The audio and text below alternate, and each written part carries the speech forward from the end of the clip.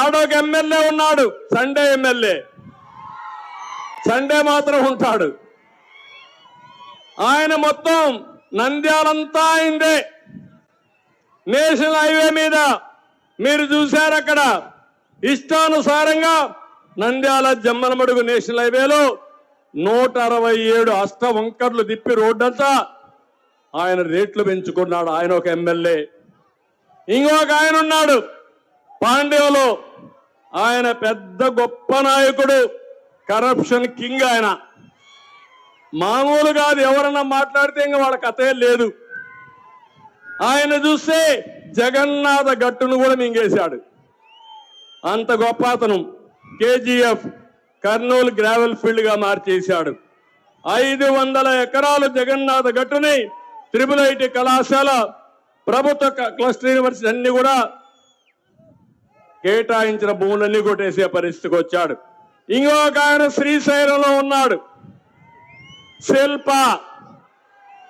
వాళ్ళకి దారాదత్తం చేశారు ఈ జిల్లా.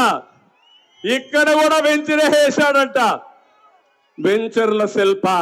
ఎక్కడ వెంచర్ కనపడిస్తే ఆయన కన్నుపడుతుంది. ఇంక వీళ్ళంతా కూడా ప్రజాసేవకురాల. మిమ్మల్ని దోచుకోవడానికి వచ్చారు, మీ అవకాశాలు కొల్లగొనడానికి వచ్చారు తప్ప మీకు న్యాయం చేయడానికి కాదని మరొకసారి తెలియజేస్తున్నా.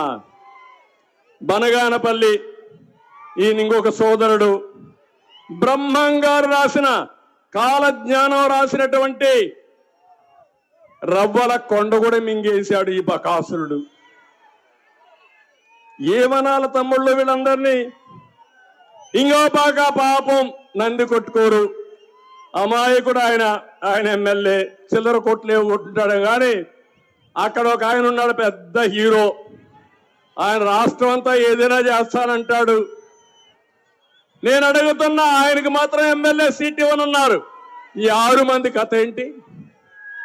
ఈ 6 మంది ఎమ్మెల్యేలకు అర్హులా అని మిమ్మల్ని అడుగుతున్నా. అవినీతి పరులవునా కాదా అని మిమ్మల్ని అడుగుతున్నా. ప్రజల్ని దోచుకున్నారా లేదా అని మిమ్మల్ని అడుగుతున్నా. సమాధానం ఉందా తమ్ముళ్ళు? చెప్పే ధైర్యం ఉందా అని అడుగుతున్నా. ఇంకొక ఆయన డోన్లో ఉన్నాడు, బుగ్గన, పెట్ట కథల మంత్రి.